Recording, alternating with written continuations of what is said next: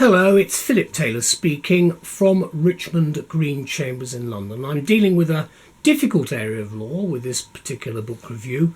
It's a book, Jervis on Coroners, or Jarvis. I think it's pronounced Jarvis, not Jervis, but I'm not sure. I generally call it Jarvis myself. However, it looks like it's Jervis, depending on how you want to pronounce it. A 14th edition. Been edited now by Paul Matthews, and it comes to us from Sweet Maxwell, Thomson Reuters Group. Elizabeth was the lead writer, excuse me, a lead writer on this review, and she's given it a title for the book review we've written, quote, an abstruse and difficult subject, unquote, presented with commendable clarity for the 21st century, now in a new edition. It's the, as I say, it's the 14th edition. Let's have a look at the book first of all. There it is. It's a hardback. There we go. You can see quite a big team of people. The general editor being Paul Matthews. Then you've got the spine, and there's nothing on the back. The spine itself. Yeah, the specialist editors. I'll mention their names: Bridget Dolan, Andrew Harris, Alison Hewitt, Jonathan Hoff, Queen's Counsel, Sean McGovern, Amy Street, Sir Peter Thornton, Queen's Counsel, Fiona Wilcox, and Can Yeginsu. There we go. I think I've made been able to read that reasonably well in the fading light in March. On the back of the book, you can see the index. It's by paragraph numbering, which is much the house style of Sweet Maxwell. You should be able to find things here because there's a detailed index. And again, I think this is a substantive work. The legal taxonomy is set out which Sweet Maxwell follow, and then behind, just before that, you've got useful websites for coroners. Then you've got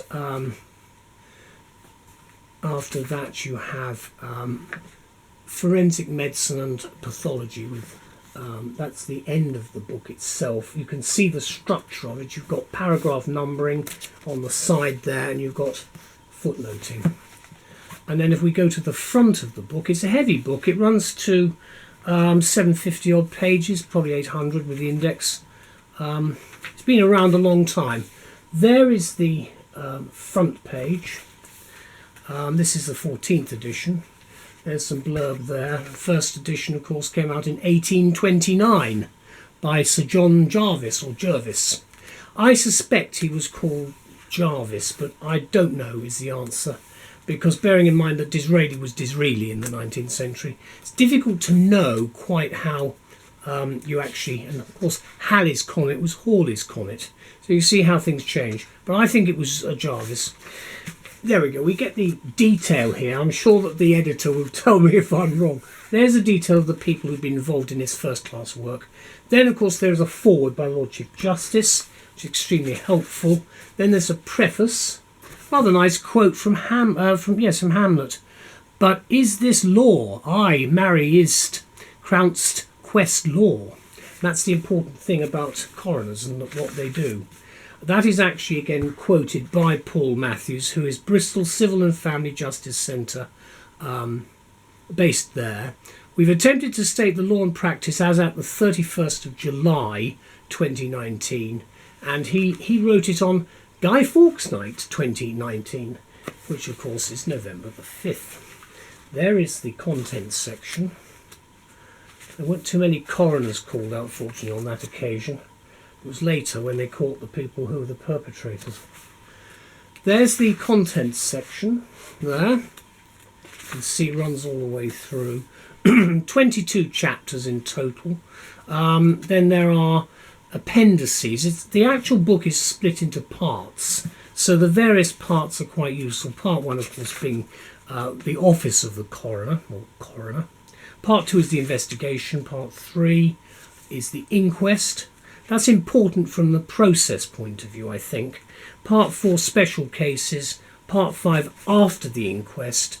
Part 6, the international dimension, which of course is again very important in the global world we're in.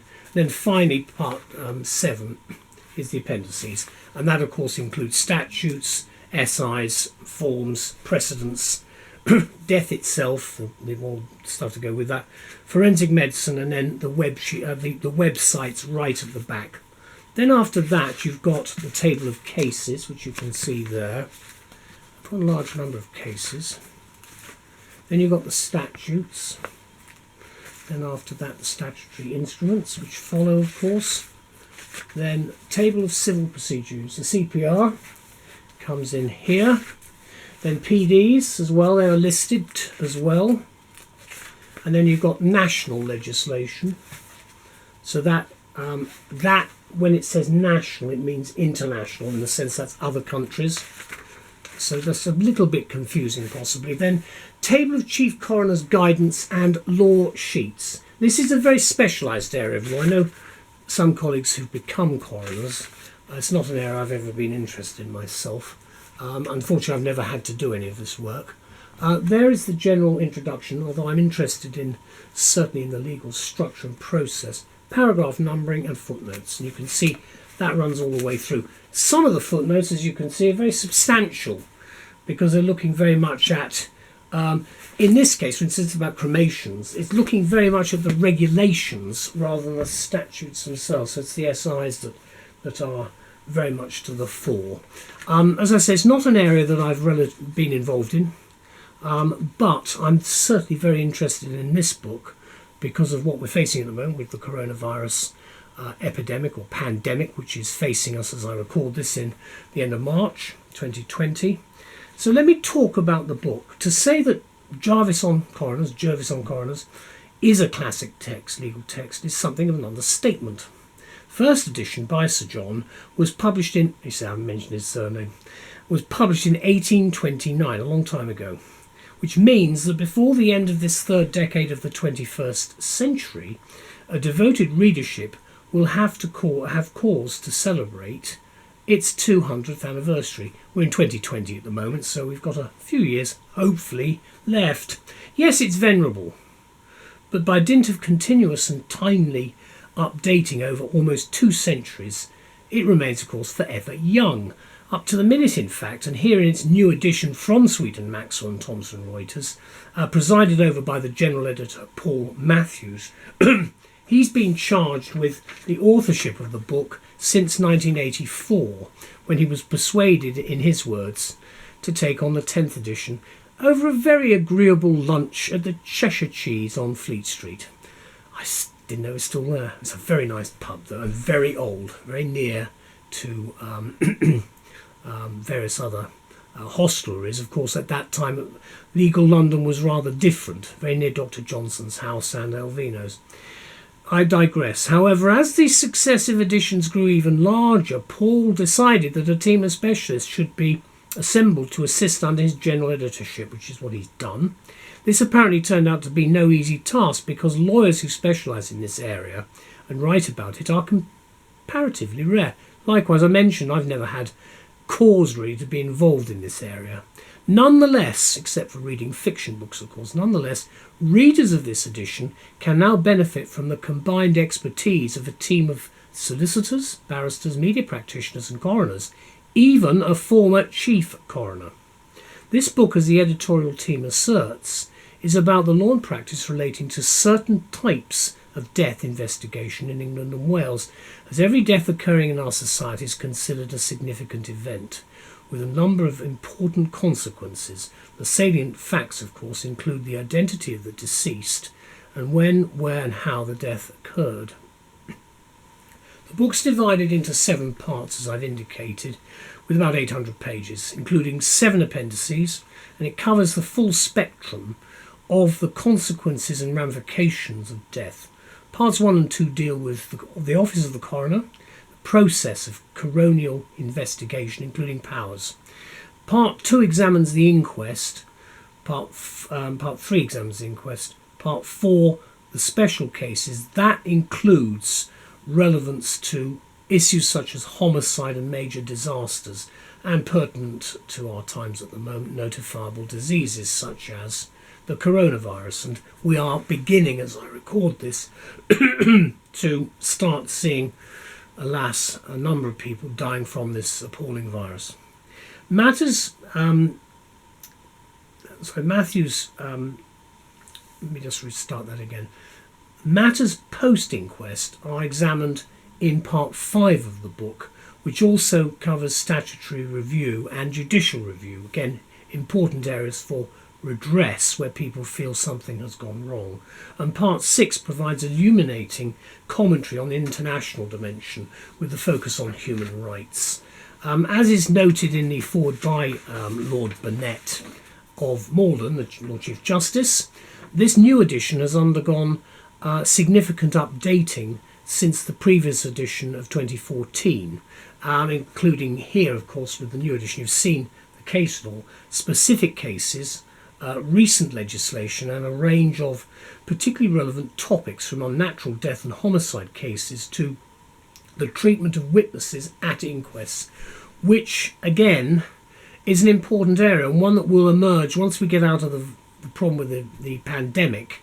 The problems of Grenfell Tower are going to come up again because of the issues and the difficulties concerning the treatment of witnesses and the whole of the problems, especially when you have something like that sort of major disaster. Also, of course, it's important to note there are new sections on the treatment of gender identity and data protection. Again, in the past, that would not have been really part of this type of work, but it's coming in now with all of our main practice books. And this is, as much as anything else, a practice book. So for practitioners as well as researchers needing to find facts fast, it's a thorough and easily navigable work of reference with a detailed table of contents, numbered paragraphs and an index of about 30 pages, substantial with a legal taxonomy which is actually in it.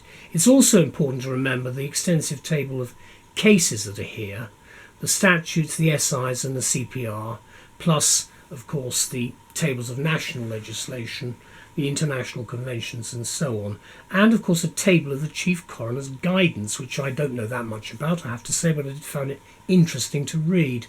Let me conclude by saying this. Fortunately for any professional involved in the coroner's jurisdiction, the book has been and still is the definitive text on this challenging area of law. Quote, "An abstruse and difficult subject," warned Sir John Jervis, and that was a long time ago.